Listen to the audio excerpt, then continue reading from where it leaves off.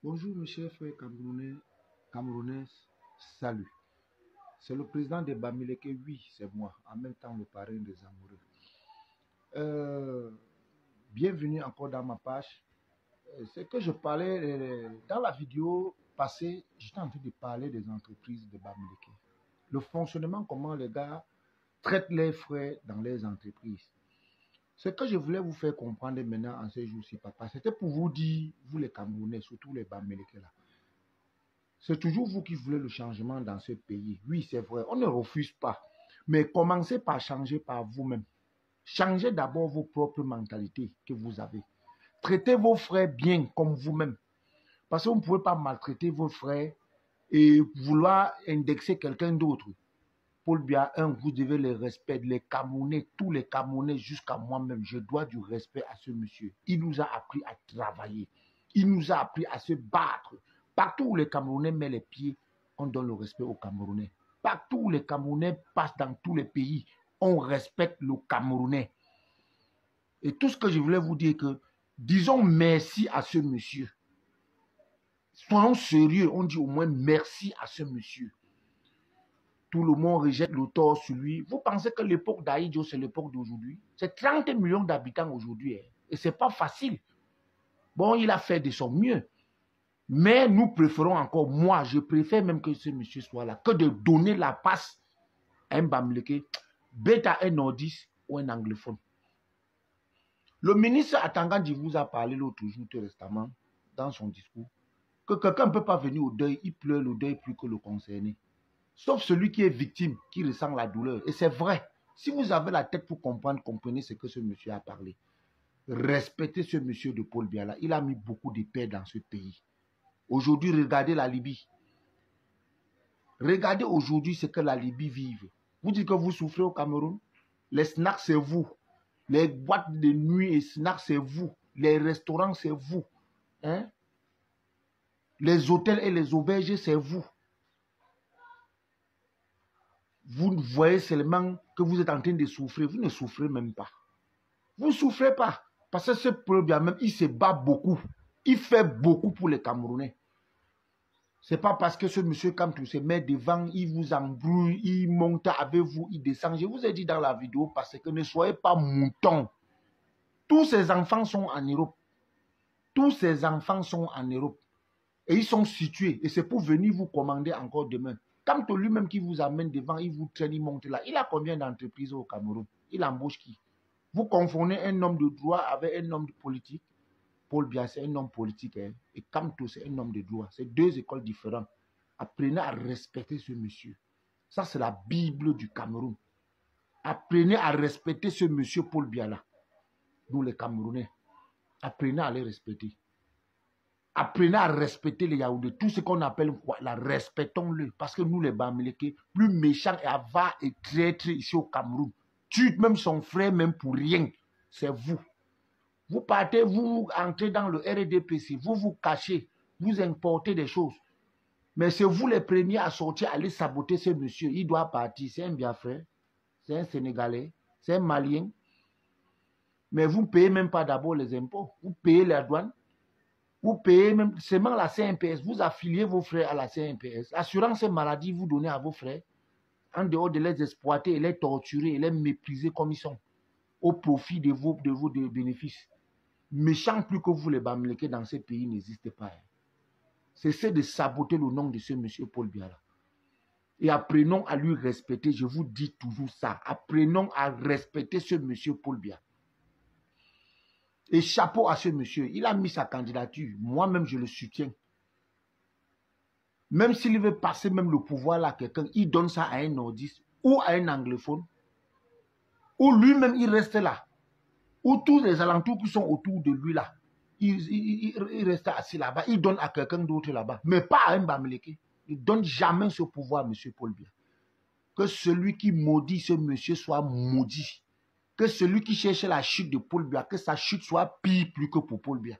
Que celui qui cherche la mort de ce monsieur meure avant lui et qu'il vienne à son deuil et mange le maïs du deuil à sa place. Sois béni ce monsieur Paul Biya. Que Dieu te prête longue vie. Parce que ce n'est pas à donner à n'importe qui de gérer un pays comme ça.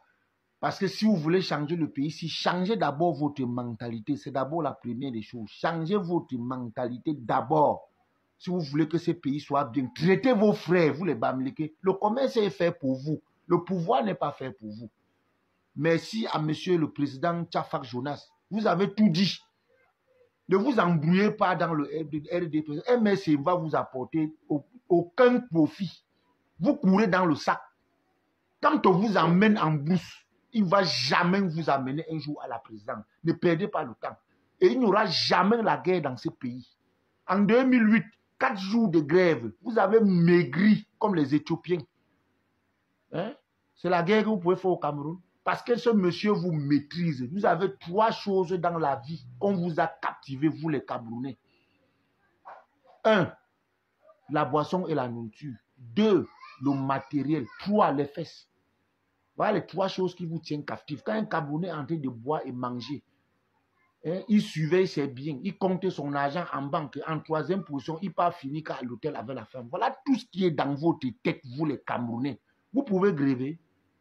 La grève de 2008, j'ai vu des gens aller déraciner le manioc en brousse comme ça pour venir nourrir les enfants avec. Si on existait seulement un mois, on dit vous allez tous mourir. Vous pouvez gréver. Vous allez laisser vos étages, vos immeubles et vos milliards en banque où? Bande de poltrons, Bamileke, méchants, hypocrites et anti-progressifs, sauvages comme vous n'existez pas. Laissez ce monsieur tranquille et apprenez à respecter ce monsieur. Dites-lui merci au moins pour tout ce qu'il a fait pour vous.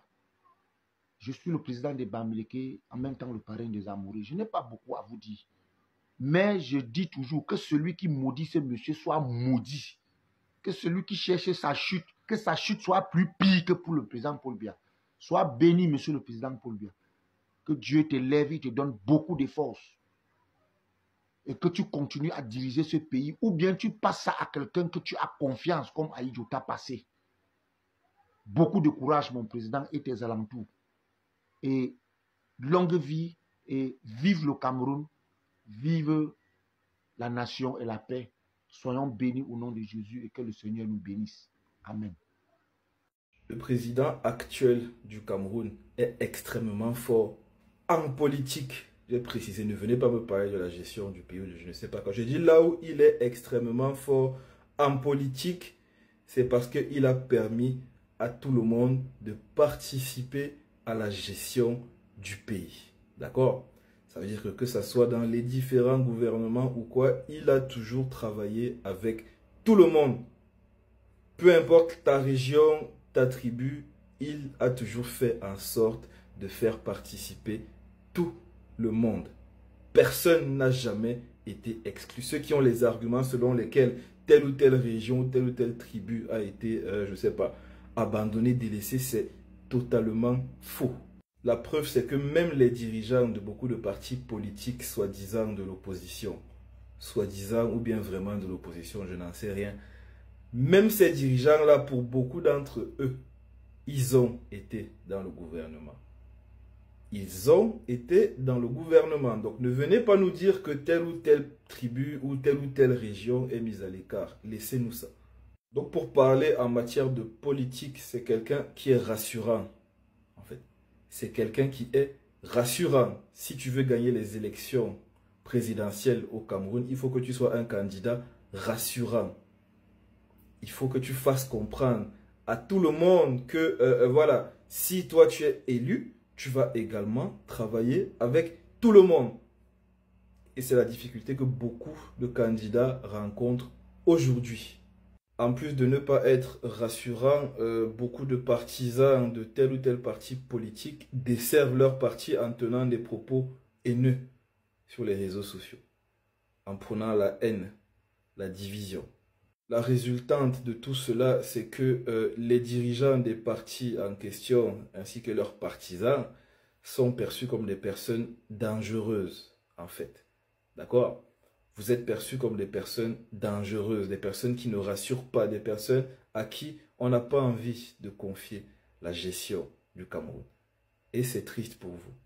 Heureusement qu'il y a beaucoup de partis politiques avec des dirigeants responsables qui évitent de tenir des propos haineux, qui prônent l'union du peuple camerounais, etc. Heureusement qu'il y a encore des dirigeants comme ça. Apparemment, il y a encore des naïfs qui ne s'y connaissent peut-être pas en politique, qui se disent que celui qui gagne les élections dans un pays, c'est forcément le meilleur candidat. Non, c'est pas forcément le meilleur candidat, c'est pas forcément celui qui a les meilleures idées pour le pays. C'est celui qui donne les meilleures garanties au peuple. Parfois même, on vote quelqu'un parce qu'on n'a pas envie que telle autre personne prenne le pouvoir, en fait. Tout simplement. Parfois, il y a aussi ce type de vote-là. Emmanuel Macron, aux dernières élections, a gagné. Pourquoi? Il a gagné parce qu'il était face à Marine Le Pen. Les gens ne voulaient plus d'Emmanuel Macron. Mais vu qu'on déteste encore plus Marine Le Pen que lui, on lui a reconfié le pays. En fait. Et pourtant, on se plaint de lui tous les jours. Tous les jours que Dieu a créé, des gens se plaignent de lui. Mais les gens ont voté, entre guillemets, le moins pire. Voilà, c'est ça la politique. Bref, c'était ma petite analyse matinale parce qu'il se passe beaucoup de choses sur les réseaux sociaux ces derniers temps. Il y a pas mal de choses qui me heurtent. Et voilà, j'avais envie de parler un peu de ça, de donner un peu ma vision des choses.